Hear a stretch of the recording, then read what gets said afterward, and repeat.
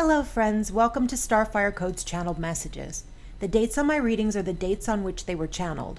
All of my readings are meant to be timeless. Whenever they find you, that's when they are meant for you. This is a collective reading. If you have found your way here, I trust that there is something within this message that is meant for you. Please remember to take only what resonates and leave the rest behind. If this reading resonates with you and you would like to access the rest of the reading, which includes the tarot cards that were pulled, numerology, shufflemancy, and often clairaudience, there is a link to the extended reading below in the description box. Extended readings are located on Substack at starfirecodes.substack.com. For a monthly or yearly fee, a subscription to my Substack will provide you with access to the extended archive of all of my readings. If you would like to book a personal reading, you may contact me at the email address in the description box below. I will never contact you in the comments section, and there is no other way to book a reading with me than to use the email address in the description box. Please do not get scammed by anyone pretending to be me or any other reader. Let's begin. I'm nostalgic for a better tomorrow. As indicated by Zeus, the Fool card, the Chariot, and Consia, you've been receiving messages, signs, and synchronicities from Source encouraging you to move toward a rapid change that will require you to trust the universe in order to start a new life. You've been keeping your hope for a new beginning a secret or discussing it only in whispers. To receive this new beginning, you are required to take a leap of trust.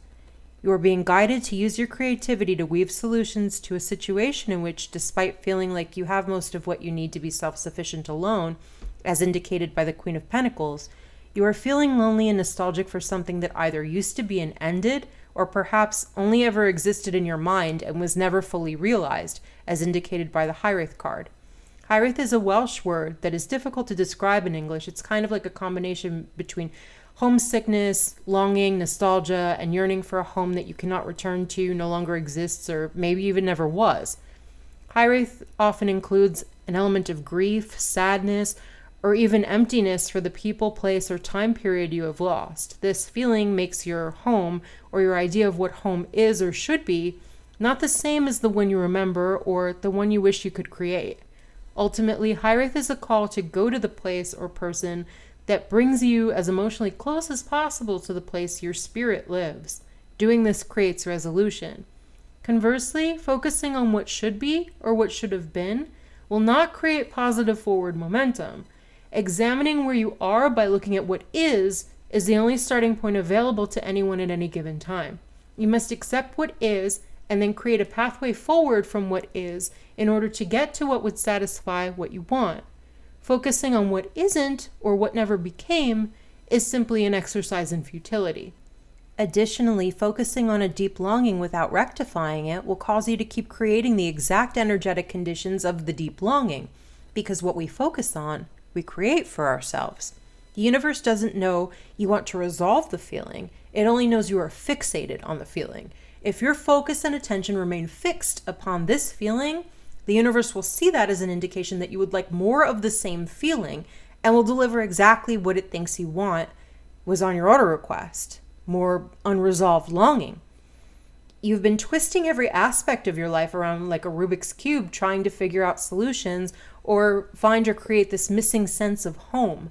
This could be because your sense of home is difficult to find or recreate, or it might be because you have not yet found a solution that you consider an optimal reflection of what you would like home to be.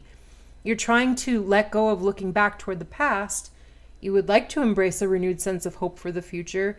There's no going back to what isn't anymore and what was never to begin with. But human emotions seldom understand that. Your guides are trying to encourage you to lighten up a bit. You're holding on so tightly to the reins that the universe is having trouble bringing you what you want. As such, loosening the grip will allow you to be more in a headspace to let in the happiness you know that you deserve. Holding and maintaining a frequency of happiness is how you allow yourself to obtain it, because the universe will understand that happiness is what you want and will make the appropriate adjustments to your order form. Weaving the balance and harmony into your life will help you to achieve this. The universe is asking for your trust. There's a new beginning on the horizon for you which contains what you feel you lack, but you're waiting to see which way you think will be the perfect direction to go. By doing this, you're delaying your blessings. You've been keeping this desire for a new beginning to yourself, waiting until you're sure about this new life before making concrete plans. The harder you try to control it, the harder it will be for the universe to bring you what you've been asking for. You've been spending time contemplating how to move forward anew emotionally. You're looking at your situation from various perspectives and trying to come to a decision. An optimal decision cannot be found until you allow yourself to feel passionate about it. Right now, you're all up in your head. To achieve balance, passion is required. You're not fully invested into any particular decision yet, and so your energy will remain ambivalent for a time, as is indicated by the Two of Swords. As indicated by the Six of Pentacles, you want to achieve balance, but Eclat shows you have some deep unresolved regrets. The good news is that you are not restrained. At any time, you can choose to set down the swords, thoughts you have crossed in front of you to block and protect your heart, and then you can remove your blindfold to see what is hidden.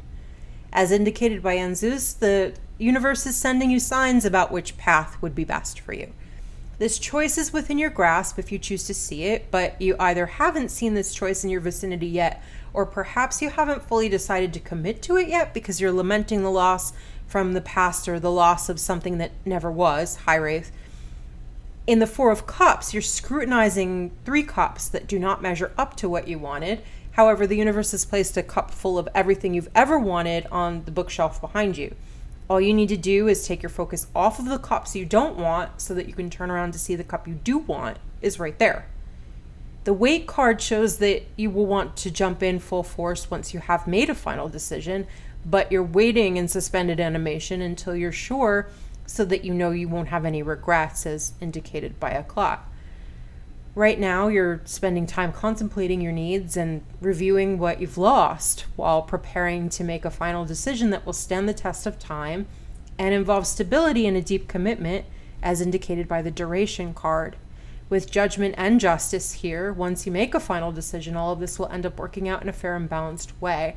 Once you've committed to what it is that you want most in your heart, a cycle will end with the World card, and then things are going to move forward in whichever direction you have chosen very quickly, as indicated by the Chariot, as well as 3 out of 4 knights. You have Cups, Emotions, Pentacles, Resources, and Swords, Wisdom.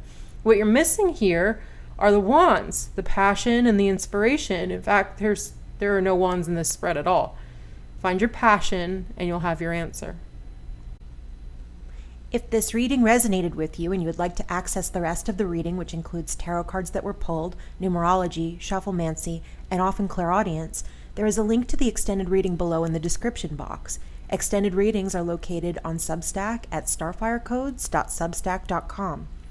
For a monthly or yearly fee, a subscription to my Substack will provide you with access to the extended archive of all of my readings.